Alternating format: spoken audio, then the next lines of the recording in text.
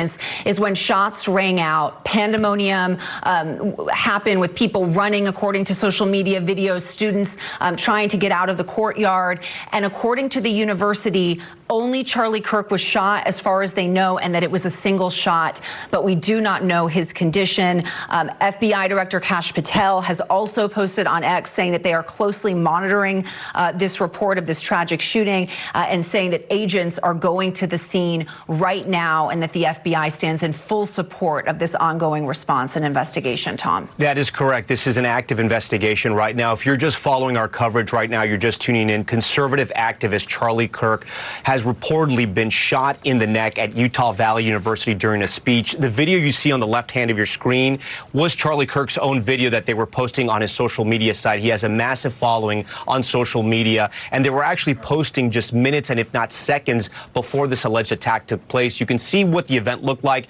It sort of looks and feels like a campaign rally. Again, this was on the campus there of Utah Valley University. Retired FBI agent and current NBC News law enforcement analyst Rob D'Amico joins our coverage now. Rob, we're going to be clearing more and more social videos because there was so much video of this event and actually of the possible attack happening. When you look at an event like this and you see all those people out there, how hard is it to protect someone who is speaking there with really what looked like, from some of the videos we've seen, no real security as far as any kind of plexiglass or even bodyguards near him?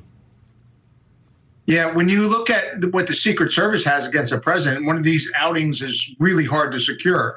And that's why they go into different things like protective glass and such, and from the attempt on Trump last year. So an event like this, he doesn't have the same security, nowhere near what the Secret Service can provide. So when you're looking at something like this, it is so tough to secure. And then you have one student or one person out of all of these, and you probably don't even have a real, executive protection package around him, and there probably wasn't threats out there for them to even act on and think about. So I think, though, what we're seeing is more and more people on both sides of the aisle are starting to take violent acts against people that they have a problem with. We saw it, up in Minnesota. We've seen it now here. We're just seeing that people are getting to the point where they're just taking violent acts against people that they don't like. And I think it's really going to start changing security in general for people that are in politics or talking on one side or the other of the aisle. A lot of response coming in now about this attack from both sides. Gavin Newsom, the governor of California, who actually sat down and spoke with Charlie Kirk on a podcast, saying this: the attack on Charlie Kirk is disgusting, vile, and reprehensible. In the United States of America, we must reject political violence in every single form. We're also hearing from all types of leaders on the Republican side as well. A lot of these comments are coming down right now. From what I understand, the president is also apparently going to weigh in, or he has weighed in. We're hearing also he has weighed in. We all pray for Charlie Kirk, who has been shot.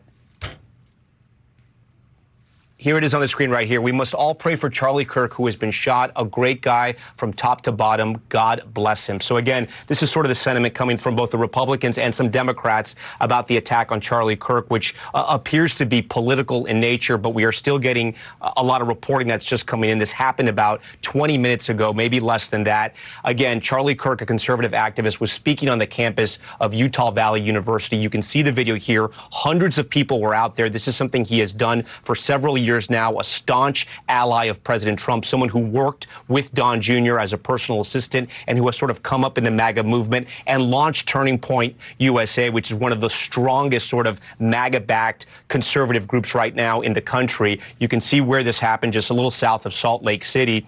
Apparently, he was speaking on the campus when shots rang out. There are reports there, and we're trying to nail all this down. He was apparently, this is being reported out there, shot in the neck, but we're still trying to confirm all of that. People, including Senator Mike Lee of Utah, have said that there was an incident there. The school as well said that there was apparently shots that had rung out while Charlie was speaking. But again, this has all happened in the last few minutes. So, we want to make sure we're right when we report all that news out to you. Hallie Jackson is joining our coverage now. Hallie, I remember Charlie Kirk speaking at the Republican National Convention just this summer, talking about his young children. He's a married father with 2 young kids, and just talking about how much time he was spending both campaigning for the president, but also trying to be a dad as well. And he is somebody who is not afraid to sort of mix it up with people, especially on college campuses. He enjoys doing that, debating people and defending President Trump's policies. It's unclear what happened here, what the motive was here, but some political violence in some type of capacity is what it looks like. College campuses, in so many ways, are his bread and butter, Tom, as you well know. He is incredibly close to and linked with the young conservative MAGA activist movement. He is a name that anybody in politics would know, which is why the news of this report coming out is so stunning. I want to share with you a bit, Tom, and I'm just joining our coverage here. We've been working here in Washington, around the country, to report out what we know here. I can tell you that former Utah Congressman Jason Chaffetz was at this event. I believe you played a little bit of sound from him earlier. I just want to go through some of what he has said publicly now. Jason Chaffetz out about this incident, said that he was there. He heard one shot.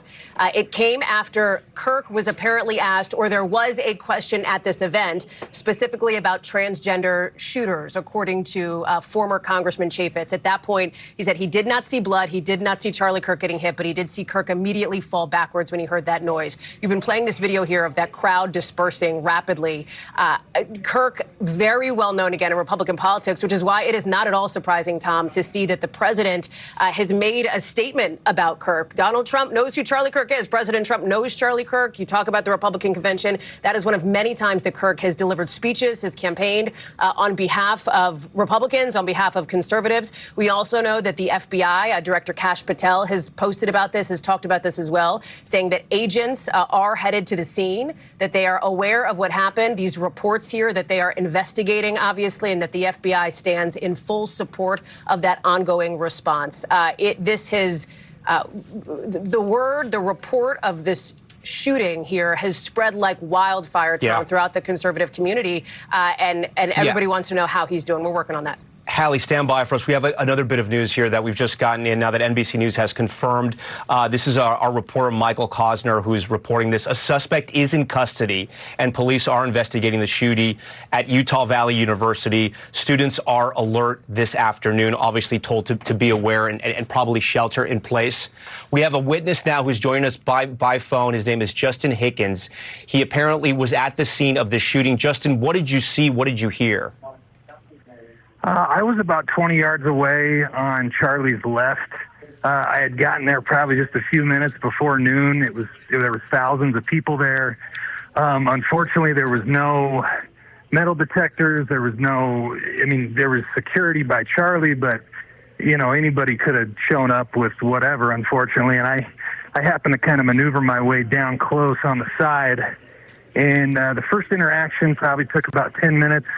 It was a religious-related exchange, and then there was someone who stepped up, ironically, coincidentally, who asked a question about mass shootings, and about 60 to 90 seconds in, we heard a big loud shot. I saw a bunch of blood come out of Charlie. I saw his body kind of kick back and go limp, and everybody dropped to the ground, and luckily there were no other bullets sprayed into the crowd because nobody was really able to go anywhere. It was just like a big, open pavilion, amphitheater, outdoor venue.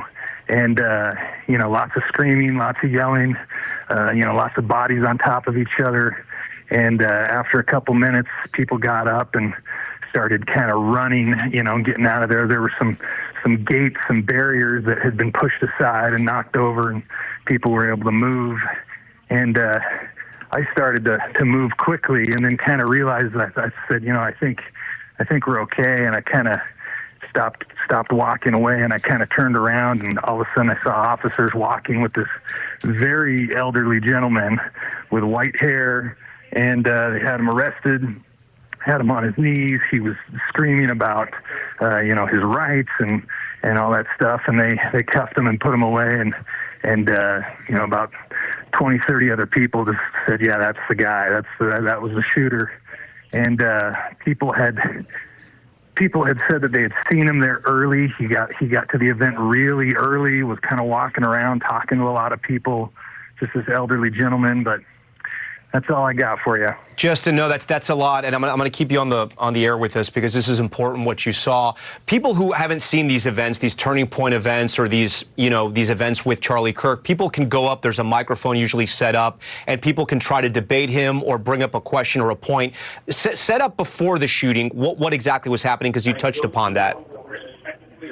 Well, there was.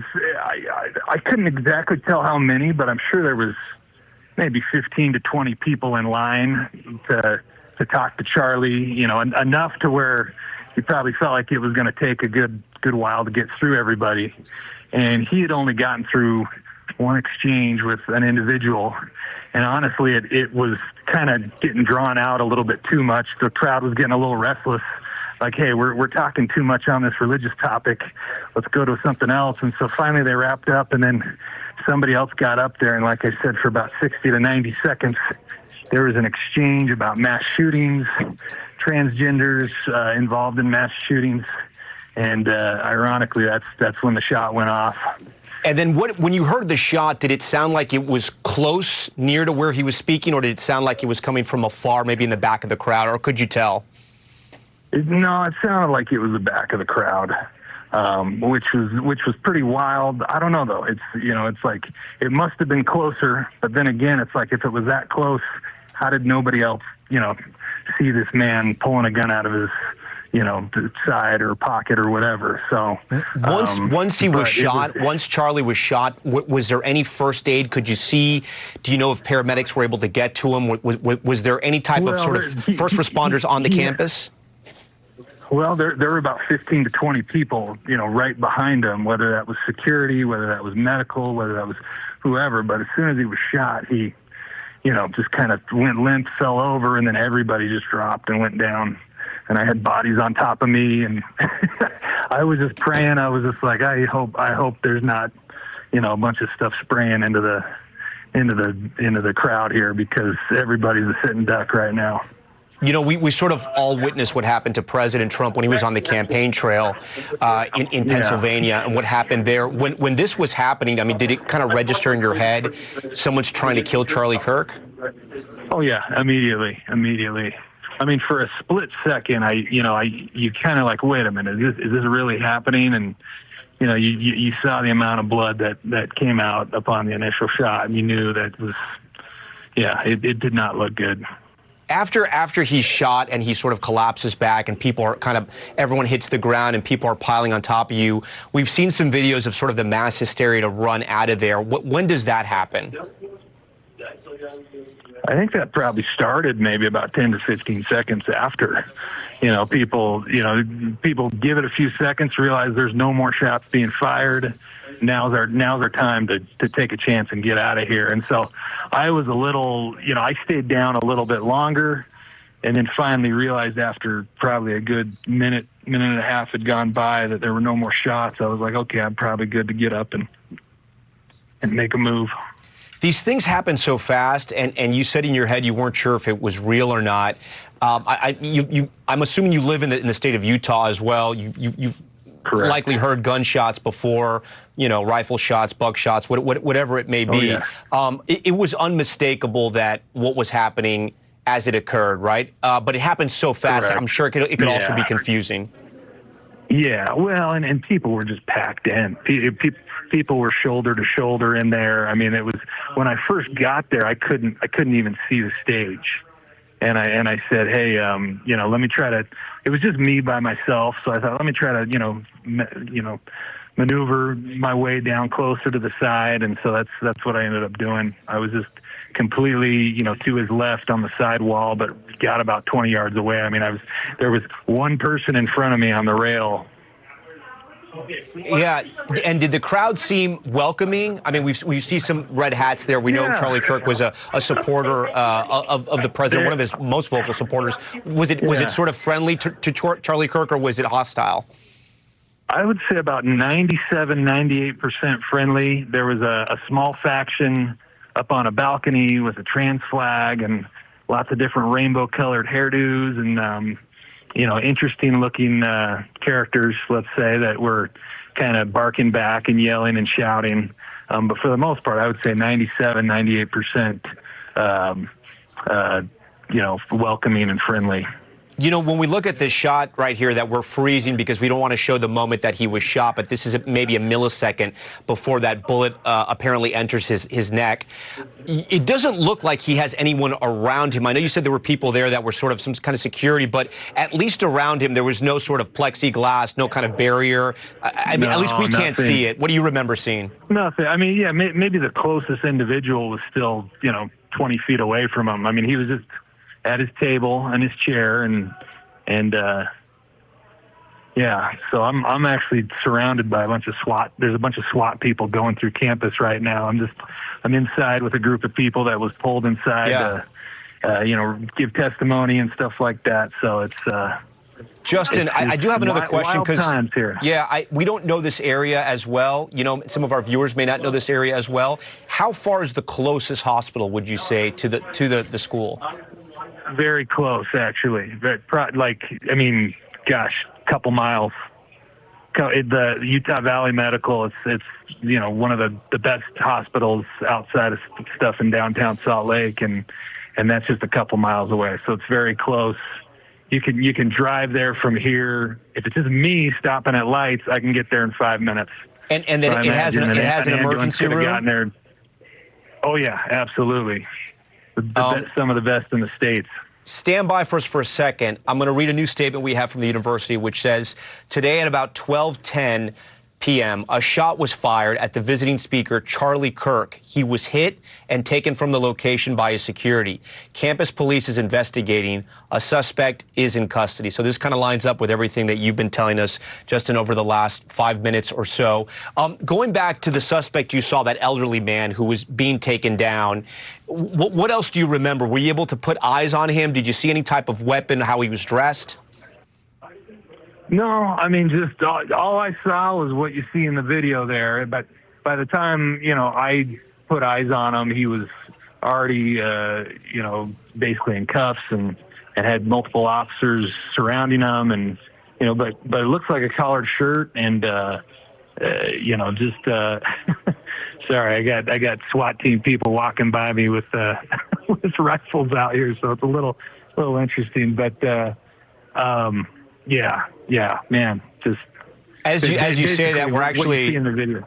Yeah, we're looking at a shot now, a live shot or some video from our affiliate KSL there that's showing just scores of police officers, first responders, emergency vehicles, almost sort of blocking and setting up a perimeter around the school where this was. Was this sort of in the middle of the school? Was this the central of the school, or was this kind of an outdoor pavilion?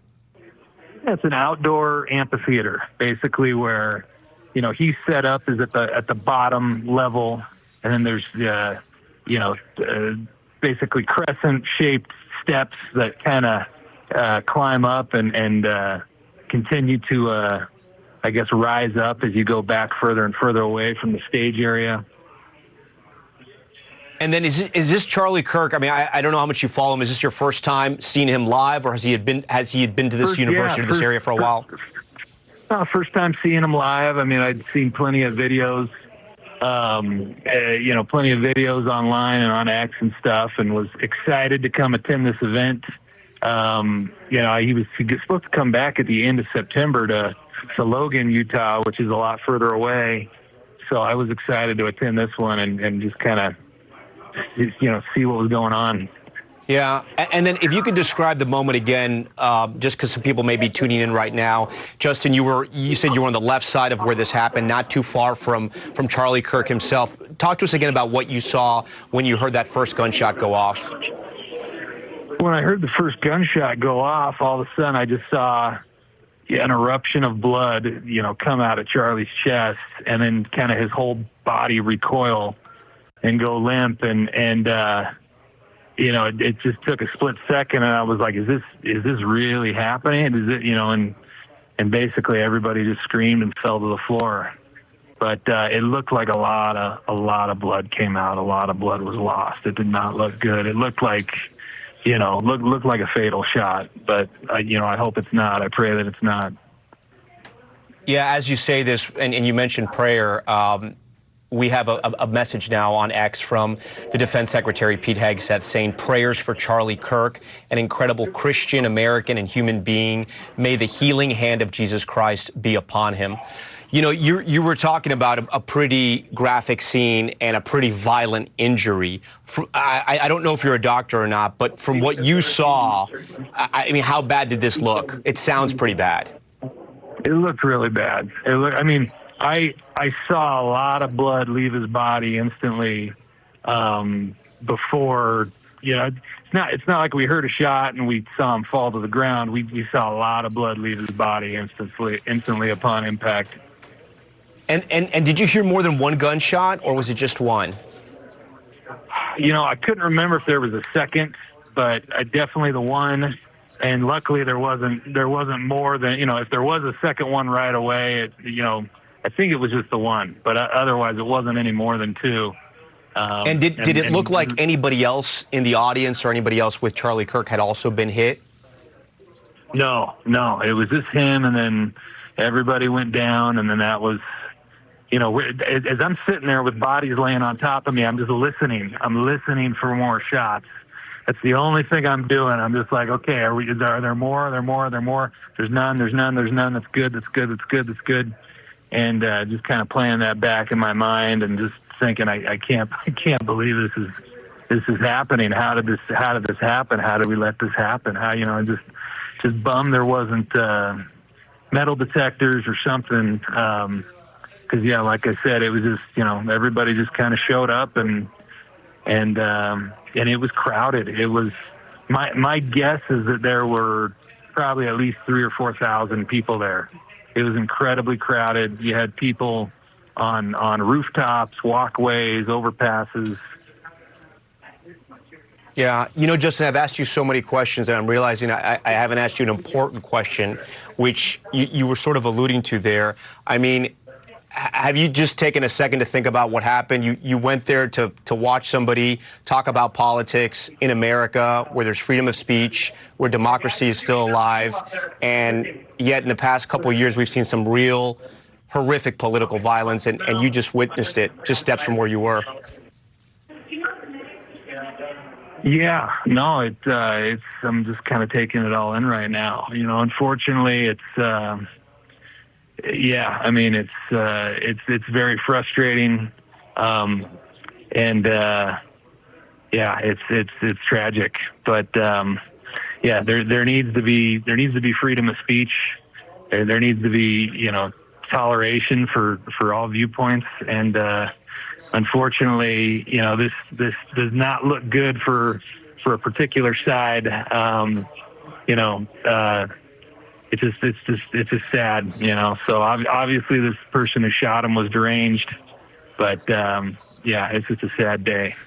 Justin, we thank you for being with us. I'm sure our producers are going to have you stand by for us. If we get any more information, we're going to kind of want your perspective. I do want to bring in our national law enforcement and intelligence correspondent, Tom Winter. Tom, what are you hearing from your sources about either the suspect or what happened there on the campus of Utah Valley University? Yeah, so Tom, it appears that one individual fired this shot, still clearing the campus. As you just heard from our eyewitness, a fairly incredible report from the scene. A SWAT team and other law enforcement currently going through the buildings of campus, obviously going through the grounds there that have now well been cleared out from the students from the shot that you're looking at there on the left, which was taken moments before this shot was fired to the upper chest neck area of Charlie Kirk, a conservative commentator. Right now, we have not received official confirmation on the name of the individual that has been taken into custody, and if in fact that will ultimately be the individual that's been charged as a result of this incident. The condition of Kirk as of this hour is currently unknown. I will tell you, Tom, that everybody in law enforcement, in the intelligence, counterterrorism threat space is paying very close attention to this shooting because it is part of a disturbing trend that they have been focused on, starting with the 2 assassination attempts against Donald Trump while he was running for office. You had the targeted assassination here in New York City of a healthcare CEO, you had an arson attack on the governor of Pennsylvania, a targeted shooting attack just several weeks ago. Last time you and I were on the air talking about a shooting like this on 345 Park Avenue. And right now, law enforcement, among other incidents, by the way, right now, top law enforcement officials in this country, state, local, federal, all paying attention to what is a disturbing trend, and it's this, that people are using violence to solve their differences or problems in these targeted shooting attacks. It is something that, from a terrorism standpoint, we've seen terrorists do this in this country before and obviously abroad, but now individuals are acting out instead of trying to solve differences in a democracy, are apparently trying to take it upon themselves to fire weapons at individuals or attempt to fire weapons at individuals, also using fire, as we saw with the Shapiro attack in Pennsylvania, and as we saw the attack on a group of elderly Jewish individuals in Colorado who were just supporting the hostages that were taken by Hamas, a fire attack there. So this is top of mind. It's been a discussion I've been having with law enforcement officials all this week, and it is something that presents a very steep security challenge in this country, where you're on a campus, whether you completely agree with Charlie Kirk or not, is a place traditionally where speech has been a spot where it's happened. And now law enforcement has to consider what type of event is going to draw this type of action and how can we possibly defend it. Tom, it's an enormous challenge. Well, yeah, and you talk a lot about the threats, and we've been seeing some of the reporting come in specifically around New York City because of what's happening both with Israel and Hamas, but also as we get closer to 9/11. But we are talking now about Utah, a state that is a red state, a state friendly to President Trump, a state that does not have very strong gun laws whatsoever, and a place from we heard from our eyewitness that was very friendly to Charlie Kirk, right? Saying 97%, if not more, of the people in that crowd were supportive of Charlie Kirk. But when we talk about threats, Tom, are there still serious threats when it comes to people like Charlie Kirk? And I guess where I'm going here is that should there have been maybe more security, but it's also at the same time he was speaking maybe to a friendly crowd, so that wasn't necessary. Yeah, I think everybody needs to take a look at when a crowd is friendly or not. It only takes one person in a crowd to create an environment like this. As a society, we have to really have a serious discussion now on how we're going to deal with this going forward. I mean, are we going to have events where people try to speak at universities and they're surrounded by bulletproof glass? Could a university afford? Look at the size of that crowd, Tom. Could they afford the ability to use magnetometers and go person by person? I mean, when is an event enough? Right. We were just talking a couple of weeks ago about the shooting at the Catholic school in Minnesota. I mean, there the doors locked after once the services started, so there was even best security practices there, and still the individual fired through the windows. The big thing here, Tom, is the pace at which this is happening. You know, we used to have a couple of big mass shootings a year, which is obviously everybody knows is one too many. But now we're seeing these events happening with increasing frequency, and that also has law enforcement quite alarmed, Tom. Well, besides these mass shootings, I mean, we're talking about real political violence here against either candidates for office, candidates who are, you know, lawmakers like we had in Minnesota where they were targeted inside their homes, literally shot at their front door. What happened to President Trump when he was on the campaign trail, the second attempt on his life, and now on this conservative activist, Charlie Kirk, who appears to have been shot in the neck while speaking to the vast majority of people. They're a friendly crowd at Utah Valley State University in a horrific manner that eyewitnesses are telling NBC News. There was a lot of blood, and it did not look good. And from the tweets that we were hearing, everyone across the aisle, whether it be Republican or Democrat, asking for people to pray for Charlie Kirk right now. I do want to ask you one thing. There are so many different angles of this. We actually have an angle of when the shooting happened. We're not going to show the actual moment of impact, if you will, when the bullet hits Charlie Kirk, but we can actually hear it. I want to ask our control room and our director if we can play that. I want to get your thoughts on the other end. Let's play it now.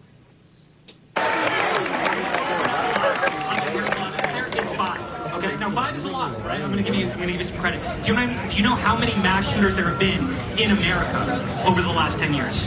Counting or not counting gang violence? Great. So we stopped it there. You can hear the crowd. The audio kept playing. You can hear the crowd there. I mean, it is grossly ironic they were talking about mass shootings at the time when this actually happened, Tom. But you got to think from an investigative standpoint, they have a suspect in custody. They're going to be looking at every angle of this. And so many people were shooting this because he has a massive social media presence, and people were live streaming this and posting these videos on on X, I should say, and Instagram and WhatsApp and everywhere else. That's exactly right, Tom. I mean, I've seen 5 or 6 different versions of this video for obvious reasons. Out of respect to Kirk or any victim, we wouldn't show the moment of impact, certainly to their family as well, and his condition is not yet known. But yes, there's a lot of evidence here for law enforcement. There's obviously individuals, you can see them there in front, that appear to be acting in a security capacity. They were talking about shootings and shooting incidents prior to that single shot being heard. We don't hear any other shots being fired, at least on the videos that we've watched. Of course, that's not definitive, so we still need to get some more information about that. And it's not clear from the video. Witnesses can react different ways. They can look behind them, to the side of them. You got a number of buildings around there, the way that the sound travels after a shot is fired. So I don't want to speculate. It would be rank speculation to say where the shot came from. But obviously, this is an incident that certainly has people's attention. You mentioned the political violence. I did not want to ignore or not mention, obviously, what we saw in Minnesota earlier this summer, state lawmakers being attacked there. So that's something that that folks are definitely tuned into as well as part of this whole trend. And Tom, just briefly, I've talked to law enforcement officials in other countries that have dealt with these incidents before, speaking specifically about Northern Ireland.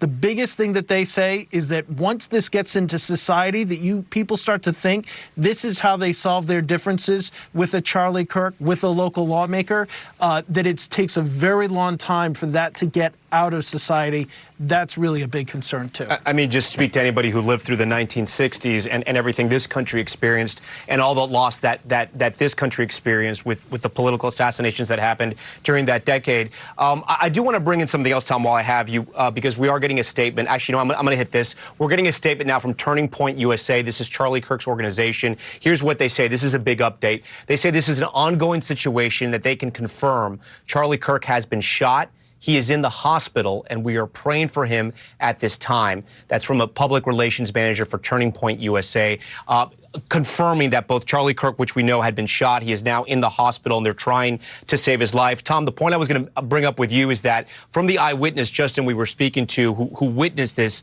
he had heard and maybe he had even seen that the suspect that was in custody had gotten there real early, had been walking around, he had been noticed by other people. He was now in custody, and I bring that up because it rings to what we heard during the shooting in Butler, that the shooter had sort of scoped it out a little bit. You can remember, gotten very close, and then had positioned himself up on that rooftop.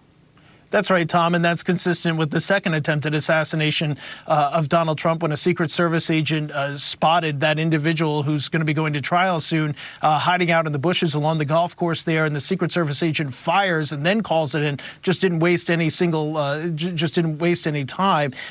Yes, it is generally what we see these days are individuals conducting a lot of planning. We saw that in other targeted shootings and incidents that we've seen this year. So obviously that's a big concern. But what we've noticed in that, and what law enforcement has noticed in the course of looking at it, is that they haven't prepared in a way where they've involved other individuals, or they've taken actions where law enforcement would have known about the plot ahead of time. These are people that, generally speaking, have lawfully purchased weapons, or purchased weapons in ways that would not have triggered the types of checks that would normally be done, have not typically posted online ahead of time specific plans, and have conducted searches. And we conduct searches, all of us, every single day on our phones, computers, everything. It's not the type of thing that, because of the First Amendment, the Fourth Amendment, in the rules of this country, where law enforcement can look at our searches as U.S. citizens in this country real time. And I think a lot of people feel strongly that that's privacy that American citizens should have. Nobody's advocating for a change in that at this stage, but certainly the idea that this person had arrived early to the event is consistent with other targeted political violence or targeted violence that we've seen this year, if in fact those accounts are accurate. So it would not surprise me in the least. Yeah. I want to bring in Hallie Jackson now, our senior Washington correspondent, to kind of talk our viewers and walk our viewers through Charlie Kirk and the impact he's had really over the last 10 years in American politics. You may not know the name Charlie Kirk at home. We know him because we cover the Republican Party. We've covered President Trump and the MAGA movement, and he has become such a loud voice in this movement. He started out very, very young, working with Don Jr., launching podcasts, and then Turning Point USA, which arguably has a lot of power on the right, maybe as much. Maybe I'm going a little far here, but it has a lot of power. Well, I was going to say almost as much as the GOP, Hallie, itself. And what speaks to that is that Charlie Kirk spoke at the RNC this summer. He spoke trying to get President Trump elected. He also spoke at the 2020 RNC. He was the youngest speaker at the 2016 RNC, Tom, as well, the Republican National Convention.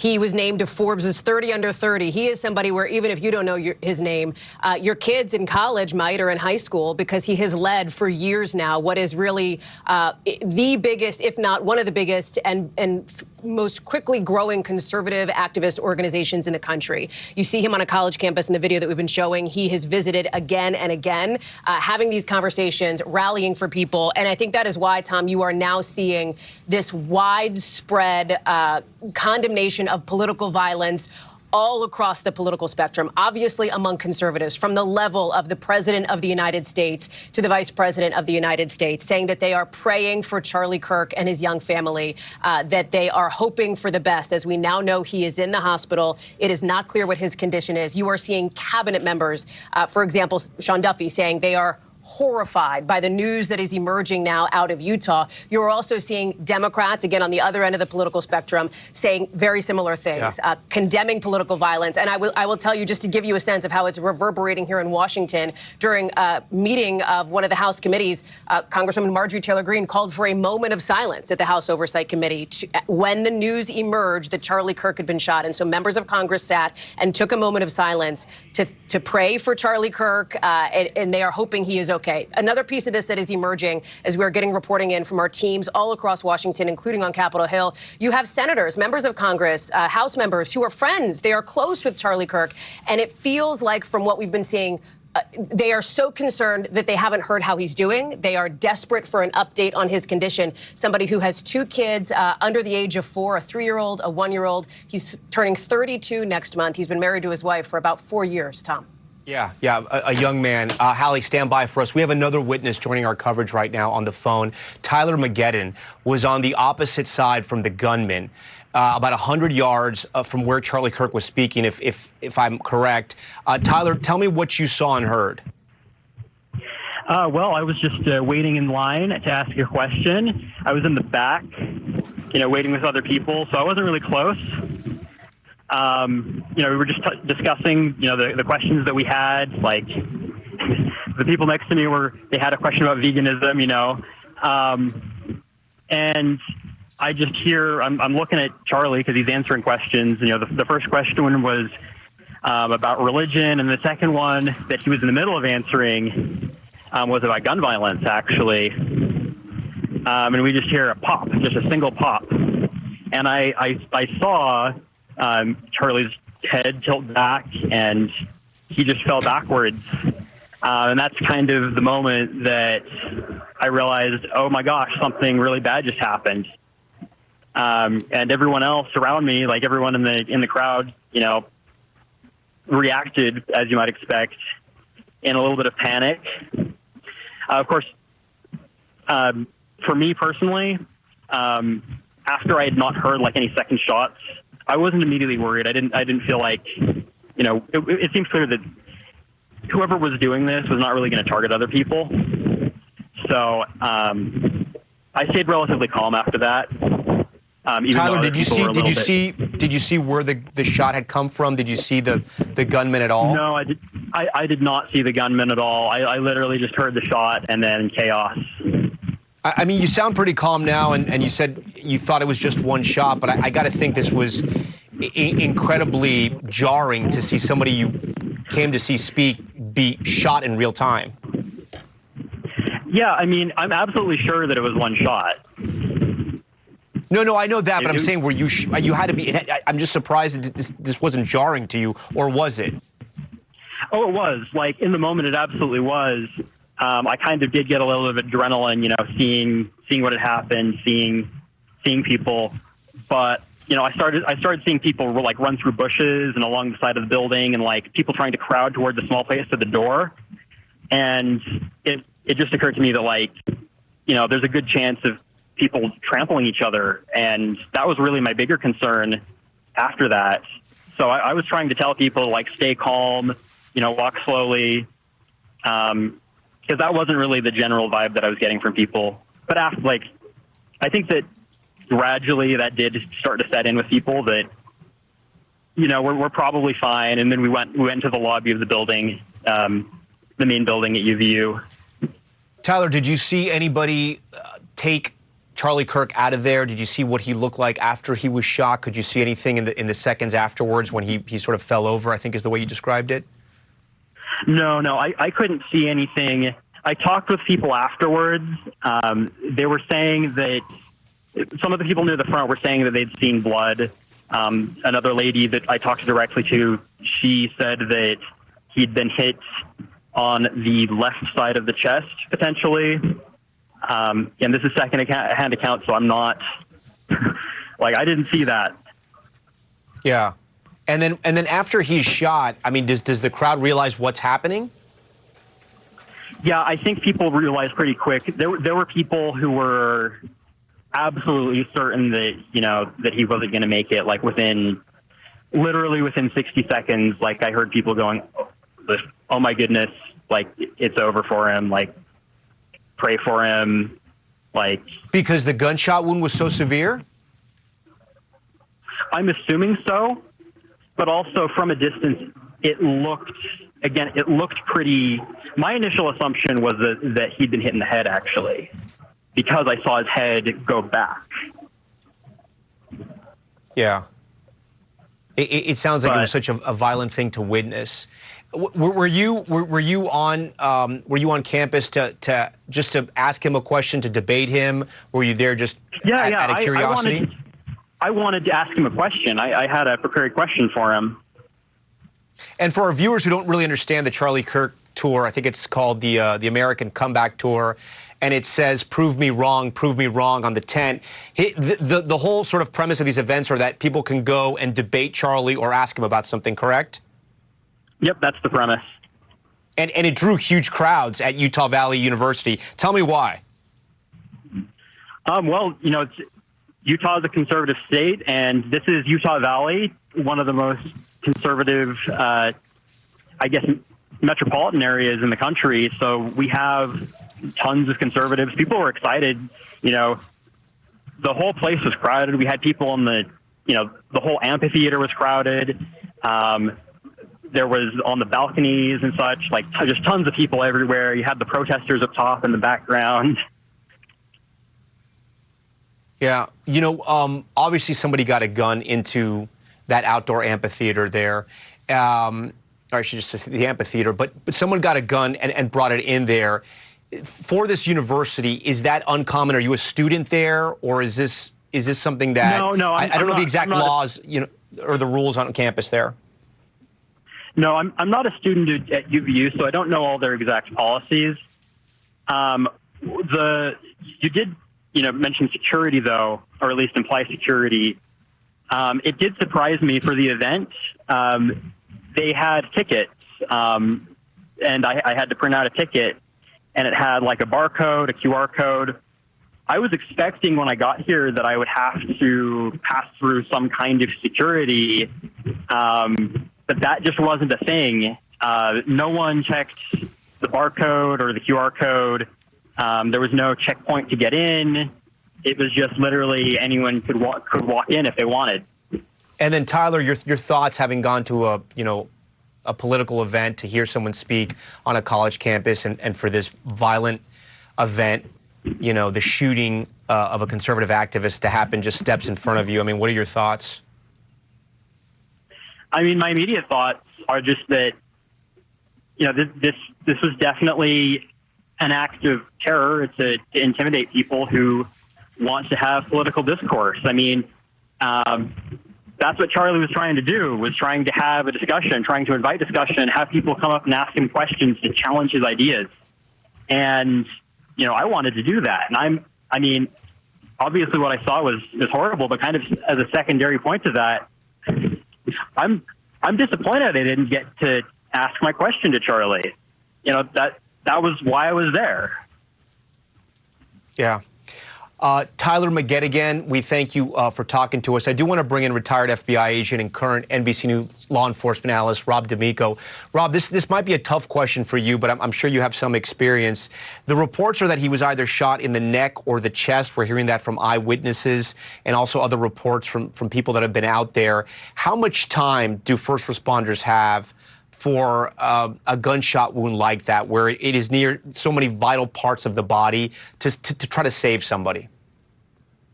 Yeah, so I saw the video unedited, and I can tell you right now, it is going to be tough to save him just from the amount of blood loss. I've had a friend, John, who was shot in Afghanistan through the neck, and he got a few stitches in the front and a couple of stitches in the back, and that was it, and he was back on his feet. The neck is very, very vital in certain parts, and it looks like his carotid artery was hit. It was the neck. He did slump down, but the immediate amount of blood loss that I saw, it is very, very tough to save someone from that. Not that they're not going to try, but they absolutely had to get him in the ambulance as fast as they could and get him to the surgical center.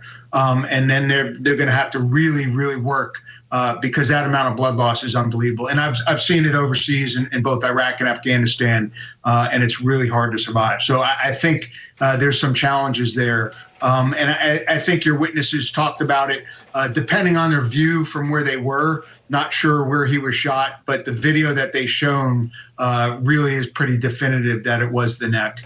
Yeah, when you see a crowd like that, Rob, and this is obviously going to be in hindsight and some Monday morning quarterbacking, but when you see a sight like this, and again, the eyewitnesses we talked to said this was a friendly environment, but it looks like it's pretty open there. Should they have done more? We can see security guards in the front. You'll notice them right there with their sort of arms by their sides. Should there have been more here? And I know this is, again, hindsight. It's always one of those, until it happens, you're never really thinking about it. Even with President Trump, when you looked at his assassination attempt, now I think there should have been more at that one, and I think they should have reacted a lot differently at that one. But people get complacent, and he's done a lot of these, and he hasn't had a violent encounter like this. So again, when you're planning something like this, I think now it's really going to change the atmosphere of these. In fact, it was a friendly environment, except for obviously a person who brought a gun in. For them to not go through any screening for weapons, again, talks to the complacency of having done this before, and a lot of people showing up, even people that were there to counter him, and no violent encounters before. So until it happens at one time, the first time it happens, everyone's shocked. But now I think it's really going to change the dynamic of everybody speaking that has political connotations of security for it. And it's really going to be a challenge, because an open event like this is tough for the Secret Service, and that's all they do. And they have plenty of people to do it. I did want to ask you this, because this is not somebody who's running for office. This is not somebody who's been elected. This is somebody who is a conservative activist, podcaster, huge reach, massive presence on social media, very well known in conservative circles, has a lot of power when it comes to politics on the right. But again, he's never run for office. He's never been elected, and his life is in danger. What does that tell us? Well, again, we talked about in the beginning that people are starting to take the violence into their own hands when they don't agree. And he was out there to have these conversations with both sides, and he enjoyed that. But now it is people feeling that they have to solve things with violence is getting on both sides of the fence. And it's going to get tougher and tougher, because you said he's not running for office, so he's an influencer out there, and someone was angry enough to really take this out in this way. And I think it's going to change the dynamics in this country, as we've seen with some of the other political figures. All of those ran for office, so I think those were kind of one of those, like, it's turning up, but this one not running for office, just an influencer, and these influencers out speaking all the time. And I think the security business is really going to have to start taking a look at how do we secure a person like this that has this influence out there, that goes out and likes to have these confrontational events. Yeah. How do you secure that? It's going to be super tough to secure. Yeah. We thank you for that. Stand by for us, because I want to bring in Ray Dawn Deshane. She was up near the front of the crowd when Kirk was shot. Ray Dawn, what did you see? Well, I was just up there. It was second debate. They were talking about guns and the transgender issue that's going on right now. And all of a sudden, we heard just like a pop. Saw Charlie all of a sudden just kind of lean back. I thought he put his hand up, but looking at videos, he didn't. But his eyes went back, his head went back, and I just saw blood. And then I kind of looked back over my shoulder to look up the hill. And then all of a sudden, I'm like, that's a gun, so we're all dropping. So we all get on the ground, and then they're like, okay, well, you guys need to run. And we got up, and by that time, Charlie was already gone. So they took him off, obviously. Were you able to see them sort of take Charlie out after he had been shot? No, we were on the ground. I just saw the blood in his head. I saw the shot, heard it, and then just dropped to the ground. And when you turned around, you said you looked up the hill and you saw a gun. What exactly did you see? No, Was it I a didn't long see the gun? Oh, No, I'm sorry. I didn't see the gun. Okay. I misunderstood Yeah. you. When you turned up, what did you see up the hill? Just everybody started to drop. Just everybody started to drop down, because there was a lot of people there. And did it sound like the gunshot had come from behind you? Yeah, it sounded like it came from behind me. I couldn't be 100% sure. I have some permanent hearing loss. Yeah. But that's what it sounded like to me, that it came up from behind me. What did you think when you saw Charlie get hit? I mean, it's such a terrible thing to have to witness. It seemed very surreal. Like it wasn't real. I'd be like, you're like watching it from another point of view, that you're not really there. Were you there as a supporter, somebody that wanted to talk to him, debate him? What brought you to the event? No, I just wanted to watch. I love Charlie Kirk. I watch a lot of his videos. I don't agree on everything, but there's a lot of points I like. And then I also learn a lot from the more of the liberal left side, because I do like to know their point of view too, because I like to have that open mind. And so I was just kind of there to be able to see it in live and be able to hear, the back and forth. What was the temperature of the crowd? I mean, were people excited there? We were hearing it was a lot of supporters, mostly supporters. We were having a lot of fun. Yeah, there was a lot of supporters there. A lot of people wearing the MAGA hats. Yeah, what kind of security presence did you notice around Charlie? Any at all? There was no security going in. They didn't even check it for look at tickets. He had security team. There was some police officer, but it didn't feel like it was a very large presence. Yeah, and then after the shot and he goes down, do you hear sirens? Do police say anything? Is there any kind of screaming to get out? The screaming I heard to get out sounded more like it was from the crowd. And as we were running, because normally how he came down, because they had an area that was blocked off for just basic Charlie and security and that. And so we weren't supposed to be down there, but that's how we all ran out, was through that way. I saw a couple cops with their pistols kind of drawn, but they weren't like pointed at anybody per se. They just kind of had their guns out holding them. And then as I was leaving, there was a lot of police coming into the campus. Some other eyewitnesses we had spoken to said they had noticed the elderly man that was taken into custody that had been apparently arrested for this shooting. Police have confirmed that they have a suspect in custody. Did you notice, I don't know if you've seen the video on social media of the takedown, but had you noticed this man? I didn't notice him. I was there when it was fairly sparse as far as the crowd, because I got there early, because I wanted to be up front. By the time I looked around, there was tons of people, and I can't say that I saw him. And then finally, your friends, did you go solo, or were you there with friends or family? Solo. Did people seem to get out okay? It didn't look like anybody else was hurt in the exit, or because I know there were fears of people getting trampled. Yeah, it was just one shot. No, but in the exit, in the running away of the event. Oh, run out? Nope. I mean, I got stepped on a little bit. I had the sandals on, and they fell off, but I was able to grab them and run. It wasn't anything that was dangerous getting out of there. Yeah, and then again, this we know this area, this part of Utah, from what we heard from other eyewitnesses, very friendly to Charlie Kirk and to the MAGA movement, to President Trump. How surprised were you that this happened right in front of your eyes? I kind of had I was hoping that there would have been better security, just because you'd never know, because there are wackadoodles out there, and who knows where they're coming from. They could be coming in. I mean, just because Utah is usually a safe state doesn't mean that somebody from that's going to just come in, or he may have been from Utah. Who knows? I was just really disappointed in the actual security part of it. Yeah, no, I hear you on that. In getting out, once you were able to get out of the amphitheater, were you able to get back to your car or get back to however you got there, the bus, whichever way you was? Because we're seeing sort of a massive perimeter by law enforcement. I got out real just fine. I mean, I parked a little ways away because of the parking. You have been watching this NBC Special Report on the shooting of a conservative activist, Charlie Kirk. We are going to stay on top of this breaking news story and the latest developments. Your news starts now at 4 o'clock. Now, breaking news from WRAL. Coverage you can count on.